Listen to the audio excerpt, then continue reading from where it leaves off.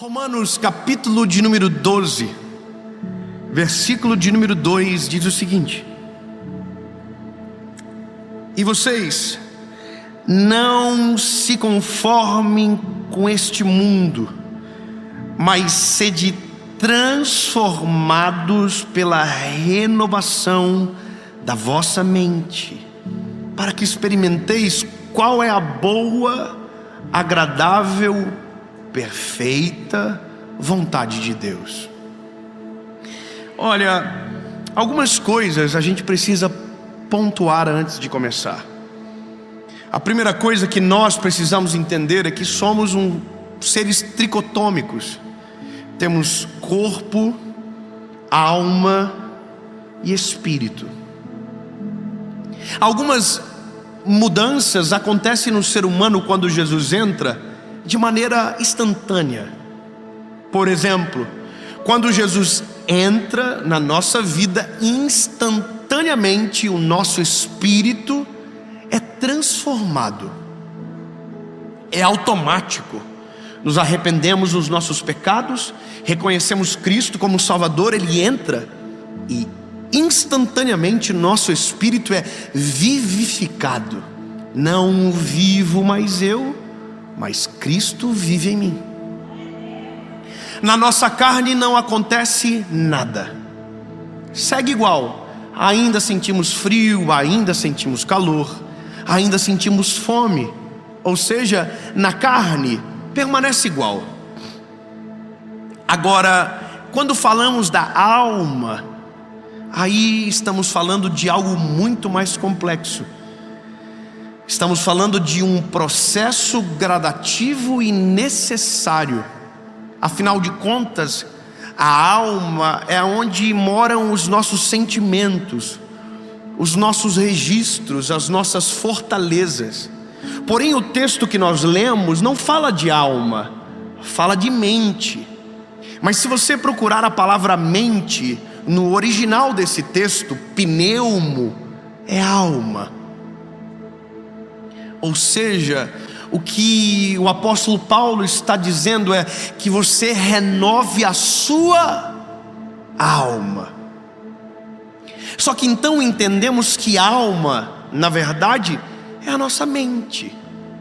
E aqui nós temos o maior campo de batalha de todos.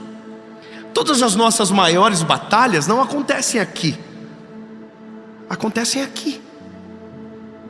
Tem o CIDs, que eu acho que é o CIDs, assim que se fala, os cadastros de doença.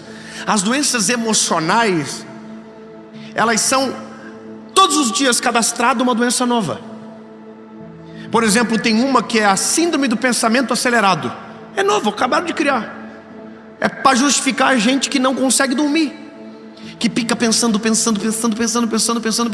Isso é uma coisa nova. Então todo dia tem uma coisa nova sendo catalogada para explicar alguma coisa que acontece aqui. Síndromes de pânico, de medo, de ansiedade, de tudo acontece aqui.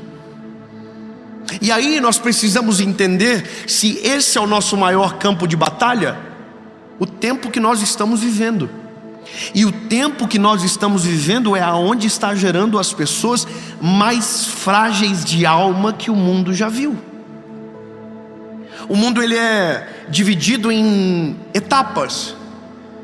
E um dos marcos do nosso tempo, e que instalou o que nós chamamos de pós-modernidade, após a queda do muro de Berlim, onde as liberdades foram descobertas e muitas coisas aconteceram, vários princípios se alteraram. Por exemplo, nós somos uma geração de pluralidade de ideias. Nada mais é absoluto agora. Tudo é relativo. Tudo muda toda hora. E isso é um problema, porque se muda tudo toda hora, todo mundo está confuso em todo tempo. E aí você precisa entender que se o mundo é um mundo de relativização, o Deus que nós servimos é um Deus de exatidão. Dois amém. Vou dizer de novo: o nosso Deus é um Deus que a palavra dele não muda, a palavra dele é imutável, não se altera, não se acrescenta, não se diminui. A palavra dele é a mesma hoje e para sempre.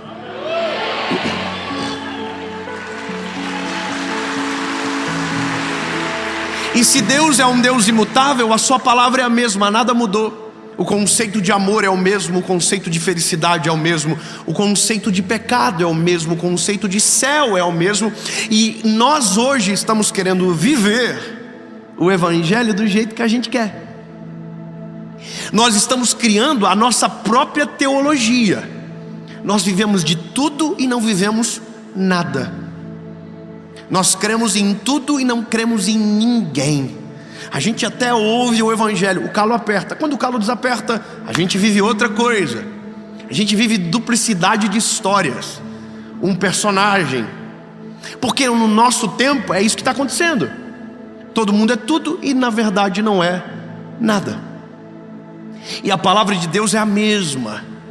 Ou seja, pode ser relativo para você, para mim não é mais relativo.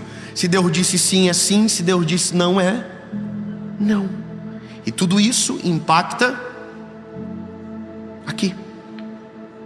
Nós somos uma geração que a pós-modernidade colocou dentro da gente um sentimento de individualização, aonde o ser humano consegue tudo sozinho, aonde o ser humano está centrado em si próprio. Nós somos o suprassumo do universo.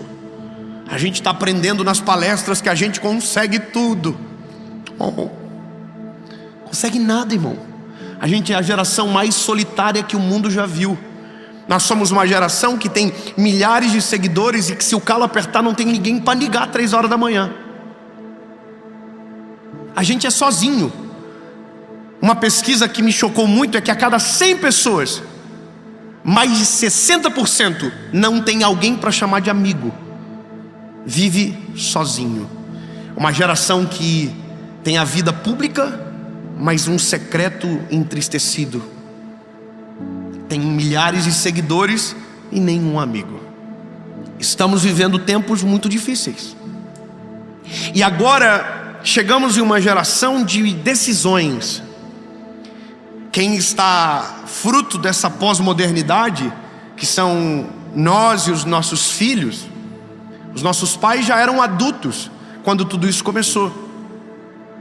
Mas agora é nós e os nossos filhos que estamos no meio desse tempo, aonde todas as batalhas acontecem aqui, e nós não sabemos lutar com as armas certas. E aqui mora a maior crise da nossa geração. Se Deus não entrar rápido em nosso favor, ou se melhor, se não deixarmos Ele entrar logo dentro de nós, vamos padecer nesse tempo. A geração mais medrosa, a geração mais covarde, a geração mais assustada, a geração mais solitária que o mundo já viu. Refresque a sua memória. Lembre da sua infância, veja a infância dos teus filhos. Eu brincava na rua. Eu voltava às 6 horas da tarde com o pé sujo para dentro de casa. Meus filhos não. O mundo mudou. O mundo muda. Os seus pais lembra da história dos nossos pais, como ia para o colégio? Parecia que estava acontecendo uma guerra. Os cadernos iam nos sacos de arroz. Eu não tinha sapato, ia de chinelo. Andava 14 quilômetros. A gente ia de bicicleta. Os nossos filhos, tem que o pai levar na porta do colégio. E tem as vans escolares. Na minha época, irmão, quem chegava de van no colégio era playboy, motivo de riso. Então me fala, nossa, playboyzinho, filhinho da mamãe. Irmão, hoje eu levo meu filho. Meu pai me levar para o colégio? O quê? Vai de bicicleta. Reclamou, apanha e vai de pé. Ou seja, o mundo mudou e a nossa estratégia de guerra precisa mudar. E o primeiro passo é entender que a maior batalha que nós vamos viver agora, e já estamos no meio dela, está aqui. Aqui dentro. Todos nós, ao longo da nossa história, construímos fortalezas dentro da nossa mente. que nos blindam, que nos protegem, mas que nos atrasam. Todos nós temos algumas crenças sobre várias áreas da vida que estão completamente erradas e que não vai ser uma palestra que vai mudar. É só Jesus que pode mudar. Eu vou dizer de novo para você: só Jesus que pode mudar. Com todo respeito a quem palestra motivação e autoajuda, com todo respeito a você, mas tem coisas que o homem não consegue nem que queira muito. Aqui dentro, meu lindo, não consegue, não adianta. Minha mãe dizia uma palavra que eu achava muito interessante, hoje faz mais sentido ainda: pepino se desentorta de pequeno. Se você cresceu com aquilo na cabeça, só Jesus para quebrar isso dentro de você. Então hoje nós somos uma geração que aprendeu muito sobre coisas da vida errada. Eu peguei meu filho agora esses dias no carro, fechei o tempo com ele, irmão, do nada a nuvem negra desceu. Nós estava indo para o mercado e eu perguntei para o meu filho: filho, o que significa ser rico? Aí meu filho falou: rico é quem tem muito dinheiro.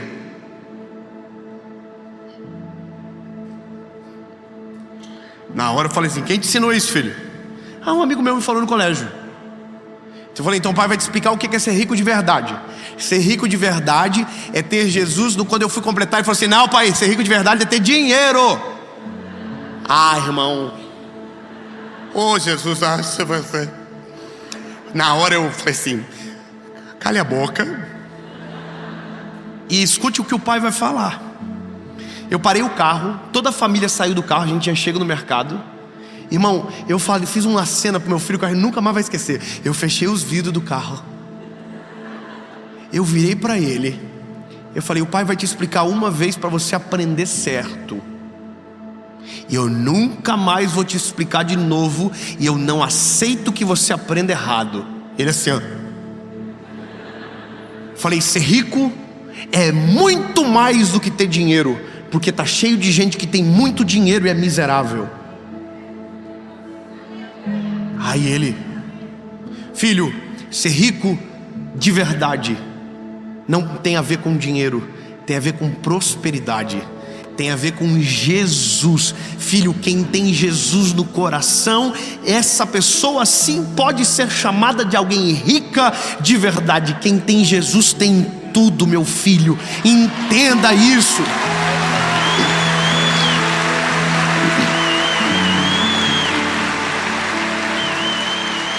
Sabe o que eu fiz? Desconstruí um murinho que estava sendo levantado na cabeça do meu filho, que lá na frente seria uma fortaleza que iria acabar com ele. E esse é o negócio: muitos de nós não vimos esses muros sendo construídos, aprendemos de maneira errada, focamos de maneira errada, e a mente nossa é atribulada por pensamentos do inimigo, é atribulado por ideologias mentirosas, e a gente acredita. Irmão, todos os dias tem uma ideologia maligna tentando destruir a sua mente e a sua casa. Todos os dias, no colégio dos teus filhos, na sua faculdade, no seu emprego, na sua vida normal, todos os dias o inimigo está tentando atacar a sua mente para destruir você. Ele sabe que aqui, se ele conseguir, ele consegue tudo. Se ele entrar aqui, irmão, destrói você por inteiro. Agora, escute isso. Meu filho falou: papai, entendi, papai. Minha esposa entrou no carro, meus pais estavam juntos. Falei: filho, fala pro vovô e pra vovó e pra mamãe o que é ser rico de verdade.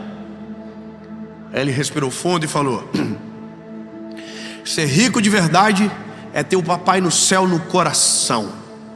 Aí todo mundo fez: isso aí, top.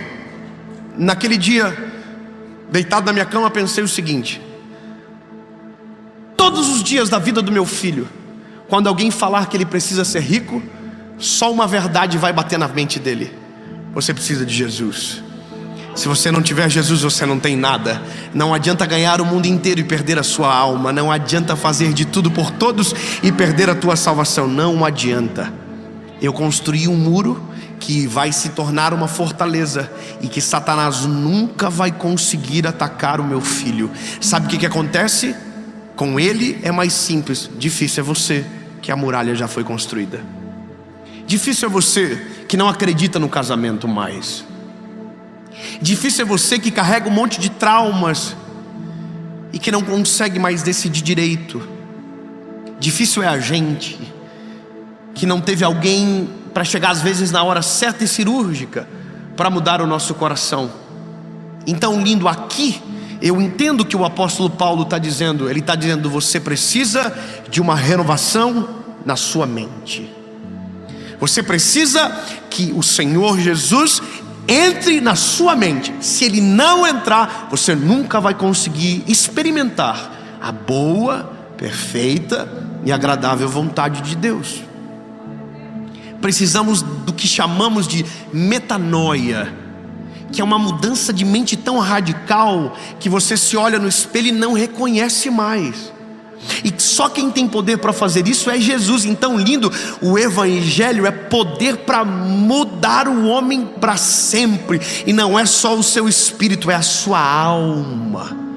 O Senhor, quando entra na nossa mente, Ele destrói barreiras e muralhas antigas, quebra crenças que temos sobre identidade errada. Vou te falar uma crença que a nossa geração tem, que é um espírito de miséria na presença de Deus. Eu falo para gente que não sabe orar porque foi ensinado de uma maneira errada, e que cria uma série de barreiras para se aproximar a Jesus, sendo que Jesus é acessível a nós, falhos e pecadores. Então nunca conseguem manter um relacionamento com Jesus, porque a religião construiu uma barreira na sua cabeça. Sabe qual é o trabalho do Espírito Santo? Quebrar essas barreiras. Porque eu vou te dizer, meu lindo, quando o inimigo, preste atenção, quando o inimigo encontra na sua mente uma fragilidade, é exatamente ali aonde ele vai bater.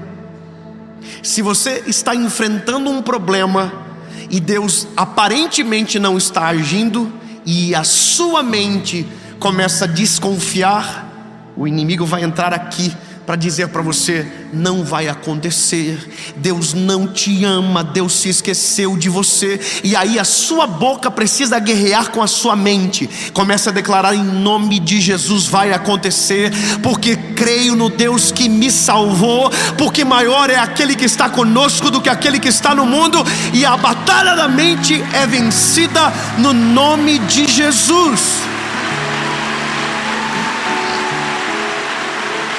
Por isso que precisamos da palavra. A nossa mente, a batalha está acontecendo, a palavra vem e pá! Lembra da mensagem: a dor vai passar, ou depois da dor? Pois é, tem gente que no meio daquilo tudo estava ouvindo uma voz interna dizendo: não vai passar, não vai acabar, esse é o seu fim, não vai dar certo. Aí a voz do Espírito Santo entra como uma espada afiada de 2 gumes, que consegue entrar na junta da nossa medula e do nosso espírito, e faz assim, ó, e lembra-te que Ele é o teu Senhor, que nenhum plano dele pode ser frustrado, que maior é o Senhor que está com você. Entende? Por isso precisamos do Senhor. A batalha da mente só acontece quando Ele entra. O Paulo está dizendo, lindo, não se acomode, não se amolde a esse mundo. Se você viver essa pós-modernidade nojenta, você vai perder, seus filhos vão perder, sua família vai perder. Tenha princípios imutáveis dentro da sua casa. Não volte atrás de palavras que você lançou, a não ser que sejam prejudiciais. Crie princípios para os seus filhos, crie princípio para você, coloque disciplina espiritual na sua vida, para você orar, para você buscar o Senhor, para você ler a palavra, para você ouvir da parte dEle, senão a batalha da mente vai ser perdida.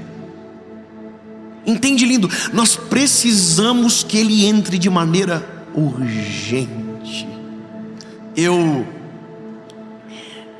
sei do que estou te falando, porque todas as grandes batalhas da minha vida aconteceram aqui. Eu tive episódios que envolveram a minha história, de maneira tangível, física, mas grande maioria das vezes aconteceu aqui.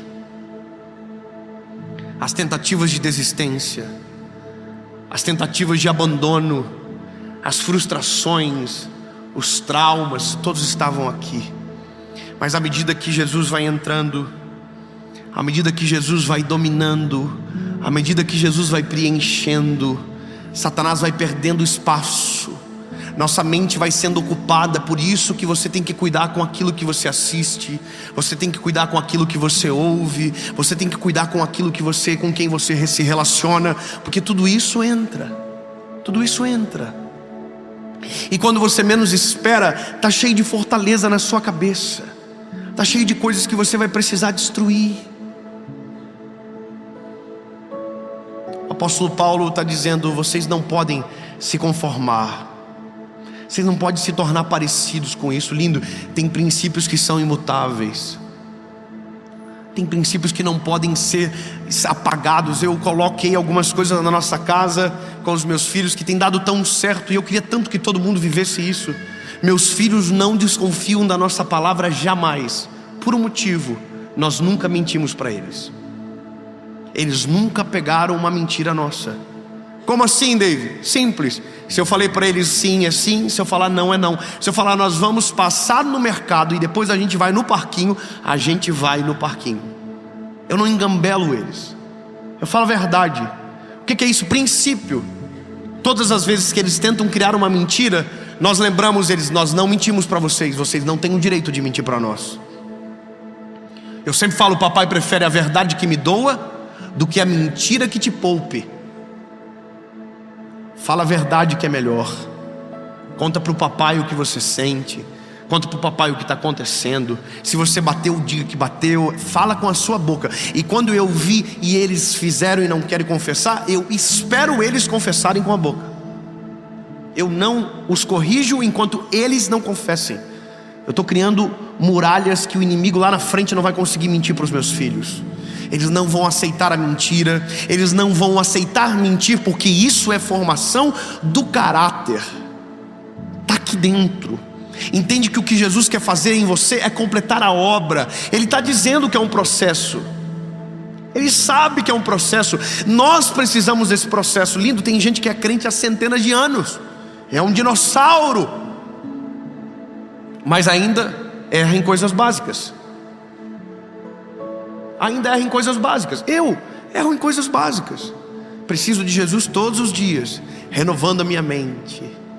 Eu vou descobrindo coisas que creio de maneira errada, e o Senhor vai renovando a minha mente. Tem coisas que ainda precisam ser renovadas, outras que já foram, e você é igual. O Senhor quer renovar a sua mente. O Senhor quer desconstruir coisas velhas e ultrapassadas dentro da sua cabecinha.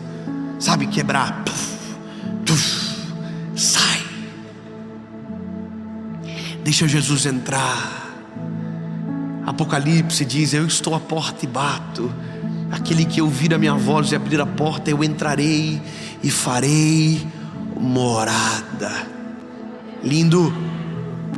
Toda guerra que começar na sua mente será derrotada. Deixa eu declarar algo de Jesus sobre você. Quando o Senhor renovar a sua mente, o sono que foge de você vai vir para você. As ansiedades que te dominam será substituído pela confiança que te acalenta.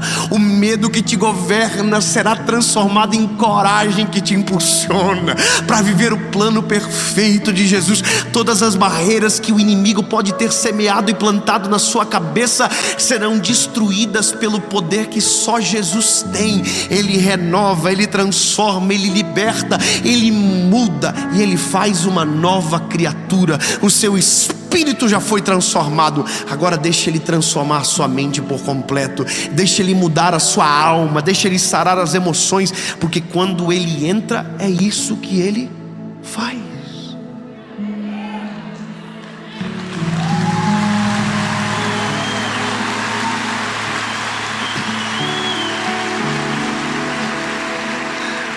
A notícia boa para você é que quando Ele entra, domina nossa mente, as batalhas aqui dentro começam a ser vencidas.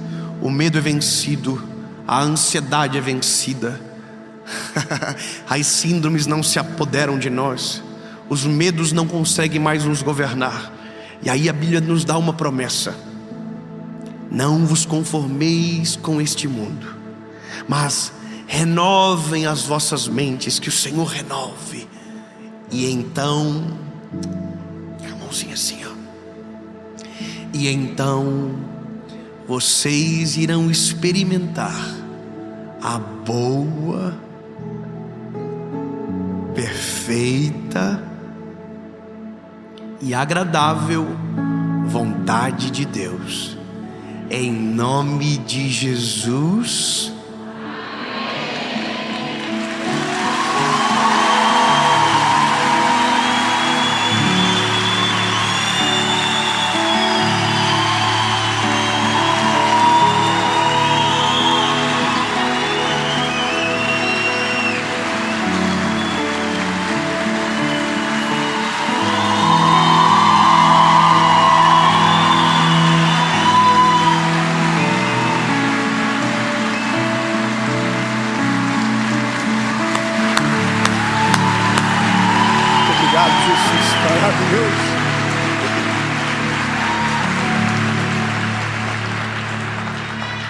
Eu quero te dar um presente. Eu quero te fazer um convite, porque essa é a minha missão, essa é a minha razão de estar aqui.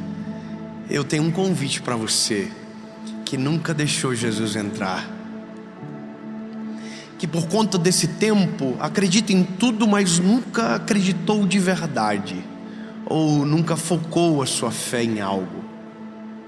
Chega de secularismo, chega de individualismo, chega de pluralidade. Não tem outro caminho, lindo. Jesus é o caminho, a verdade e a vida. Ninguém vai ao Pai se não for por Ele. Mas a decisão é sua, assim como a batalha também é. Mas se você quer que a batalha seja vencida, você vai ter que vencer o seu orgulho, reconhecer que você é frágil, reconhecer que você é pecador e deixar Jesus entrar. Para isso, apenas uma forma é possível: uma oração. Não tem nada a ser pago, o preço já foi pago. Uma oração muda tudo. Você, perante Jesus, reconhecer seu pecado, se arrepender dos seus maus caminhos e entregar o seu coração a Jesus, e Ele automaticamente vivificará o teu espírito, e o maior processo da sua alma irá começar. Amém? Dave, eu quero tomar essa decisão. Simples, você vai levantar as mãos, nós vamos orar com você, e a partir desta oração eu saio de cena. Jesus entra, faz morada e começa a maior transformação da sua história. E sim, muda tudo, porque quando Ele entra, a maior faxina começa dentro de nós. Se você quer, aonde você estiver, levante suas mãos.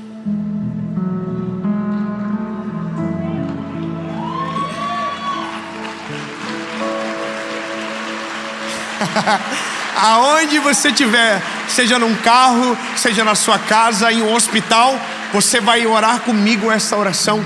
Depois você pode colocar nos comentários que você decidiu, mas agora é você e Deus. Mas eu preciso te alertar, eu não estou te convidando para viver, eu estou te convidando para morrer.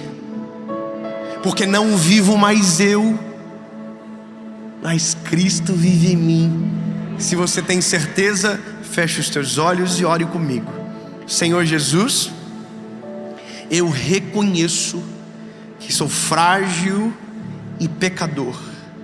Perdoa os meus pecados, apaga o meu passado e escreve meu nome no livro da vida. Eu nunca mais serei o mesmo.